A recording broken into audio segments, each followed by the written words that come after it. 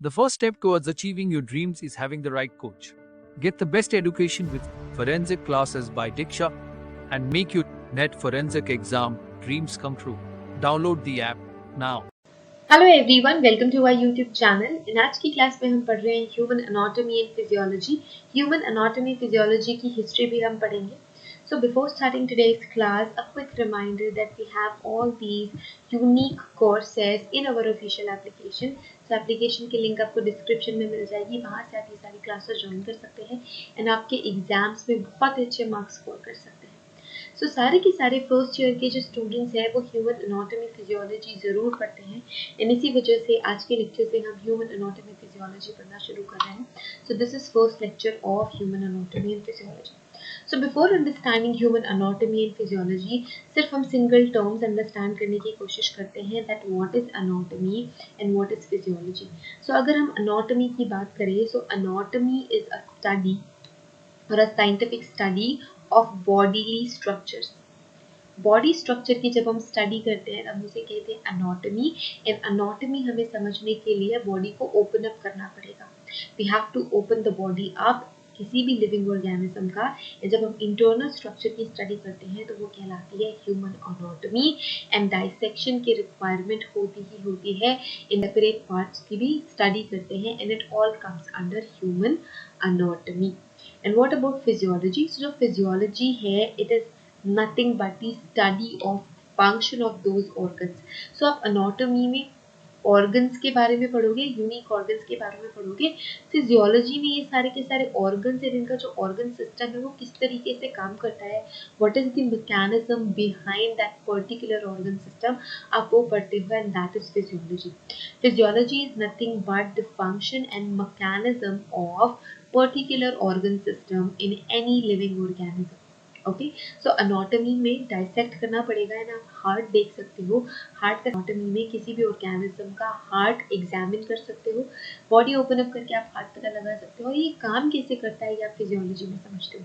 So anatomy is the structure of organ system and the structure of any organism and physiology is the particular function all these unique organ system have. So anatomy and physiology is all clear. What is anatomy? What is physiology? Everyone knows about it, but still I have to understand the history of human anatomy. Human anatomy physiology की history समझने के लिए हम इसे 3 different sections में divide कर सकते हैं। Ancient anatomy, medieval and early modern anatomy and modern anatomy. So एक एक करके हम देखेंगे। सबसे पहले हम ancient anatomy पढ़ेंगे, फिर medieval and फिर modern। ओके, सो एंशिएंट एनाटॉमी की अगर हम बात करें तो एंशिएंट एनाटॉमी शुरू हो गई थी ह्यूमन सिविलाइजेशन से। जब ह्यूमन सिविलाइज्ड होकर रहने लग गए थे तब से ही ह्यूमन एनाटॉमी फिजियोलॉजी की हिस्ट्री शुरू हो जाती है। बट तब तक हम हील नहीं कर रहे थे बॉडी को। तब ये माना जाता था कि अगर किसी भी बॉडी पार्ट की रिपेयरिंग हुई है या फिर हीलिंग प्रोसेस चल रही है तो उसमें वो ऑर्गेनिज्म पक्के से मर जाएगा। बिकॉज तब इन्फेक्शन हो जाते थे एंड तब हमें नहीं पता था कि बैक्टीरियल इन्फेक्शन हो जाता है, फंगल इन्फेक्शन हो जाता है and because of sepsis and because of that जो पर्टिकुलर ऑर्गेनिज्म होता था उसकी डेथ हो जाती थी। इस वजह से एंशियंट टाइम में हम ये मानते थे कि अगर कोई भी बॉडी पार्ट किसी भी ऑर्गेनिज्म का हील हो रहा है या फिर इन्फेक्ट हो गया है तो वो पर्सन वो ऑर्गेनिज्म जरूरी मर जाएगा। 700 एंड 2600 BC में सबसे पहली ह्यूमन एनाटॉमी की बुक पब्लिश करी गई थी जो चाइना में पब्लिश हुई थी जिसका नाम था नीशी। ओके, इजिप्शियंस की अगर हम बात करें तो इजिप्शियंस ही सबसे पहले ऐसे लोग थे जिन्होंने बॉडी ओपन अप करी थी। तो वो ममीफिकेशन करते थे, है ना। उनके वो किस में था, वो उनके रिचुअल में था, उनकी संस्कृति में था कि वो क्या करते थे, बॉडी ओपन अप करते थे एंड जो भी ऑर्गन्स थे उनको जार में प्रिजर्व करते थे एंड जो बॉडी होती थी उसमें सॉ डस्ट फिल करके एंड पट्टियाँ लगा के उसको प्रिजर्व कर दिया करते थे। तो यही सबसे पहला रिकॉर्ड है कि इजिप्शियंस है वो इस तरीके की प्रैक्टिस करते थे एंड ये एक बहुत ही इंपॉर्टेंट इवेंट था ह्यूमन एनाटॉमी के हिस्ट्री में। अगर हम इंडिया की बात करें तो 1100 BC में एक बहुत ही ऑसम साइंटिस्ट हुआ करते थे जिन्हें हम कहते हैं सुश्रुता। तो हम इन्हें साइंटिस्ट नहीं कह सकते थे, ही वाज अ फिजिशियन। तो सुश्रुता थे, इन्होंने सबसे पहली इंडियन सर्जरी करी और इन्होंने ही हमें कॉन्सेप्ट दिया किसका,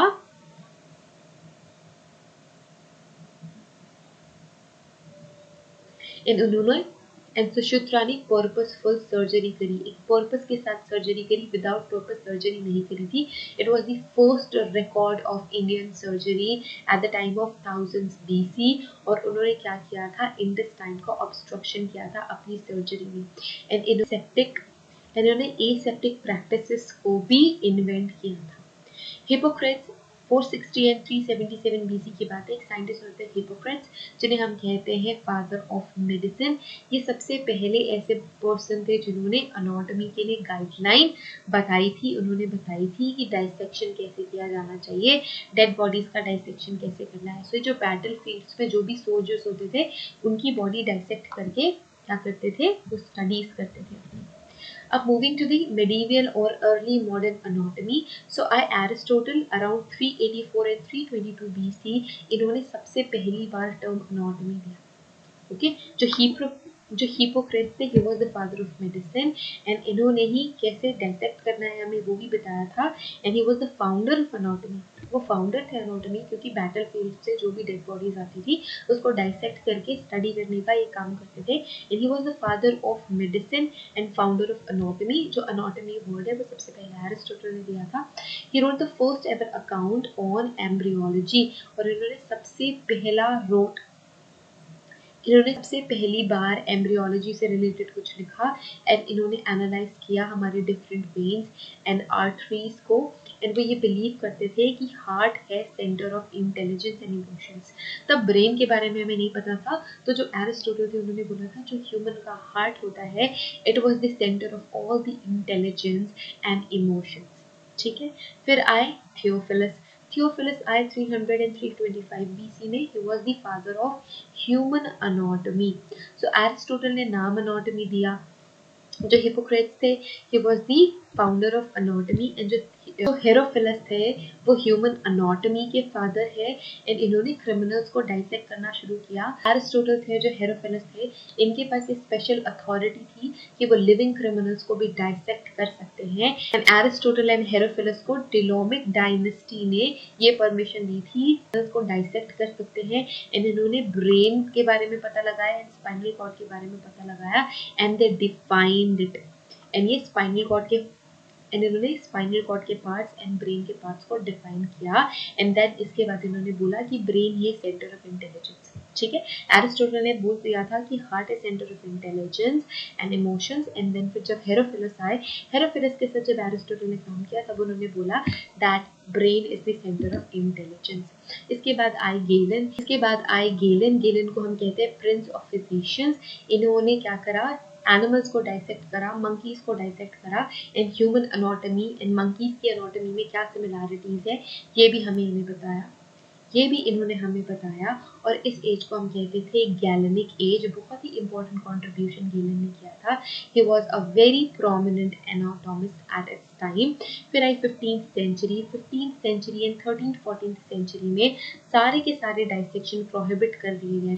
16th सेंचुरी में एंड्रयू आए जिन्होंने वापस से डाइसेक्शन शुरू किया. And he was the founder of modern human anatomy.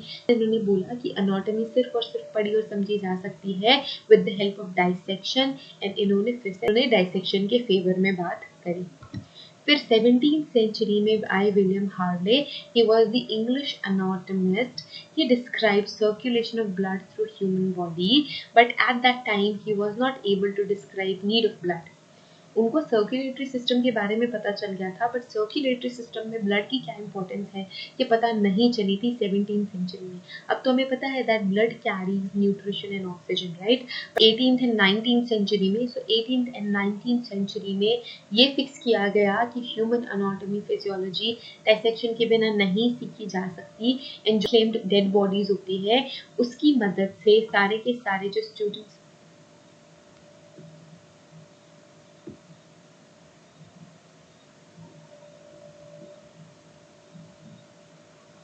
And जो अनक्लेम्ड डेड बॉडीज होती थी वो डाइसेक्शन के लिए अवेलेबल करा दी जाती थी.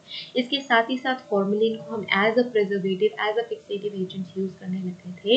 एंड इस टाइम पे हमने एंडोस्कोपी भी डिस्कवर कर ली थी. ये अनक्लेम्ड बॉडी की डाइसेक्शन करके human anatomy and physiology students को सिखाई. फिर आई मॉडर्न अनाटमी। मॉडर्न अनाटमी में सारी चीज़ें एडवांस हो गई है।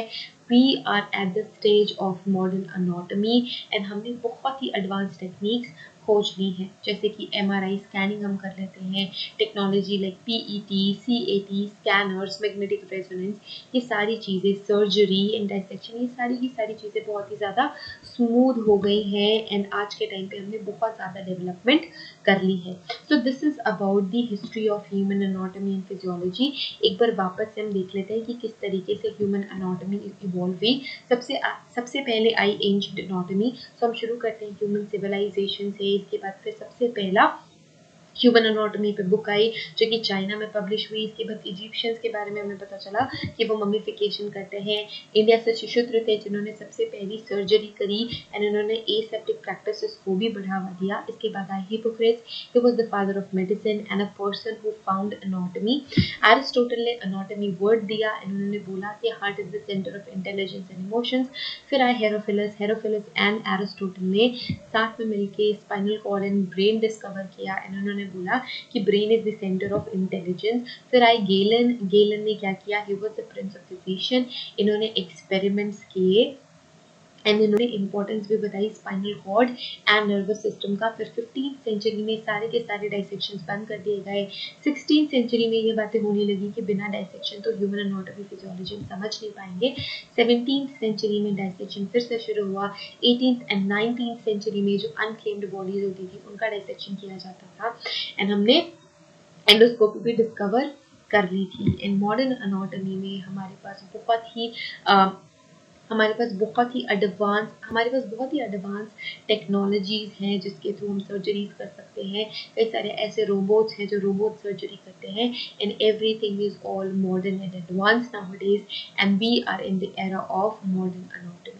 So I hope this lecture is really very helpful for you, or if you want to join any of our classes, you can download our app. Link is in the description. If you have any question, query or doubt, you can contact us through all our social medias. इन सारी की सारी details आपको description में मिल जाएगी.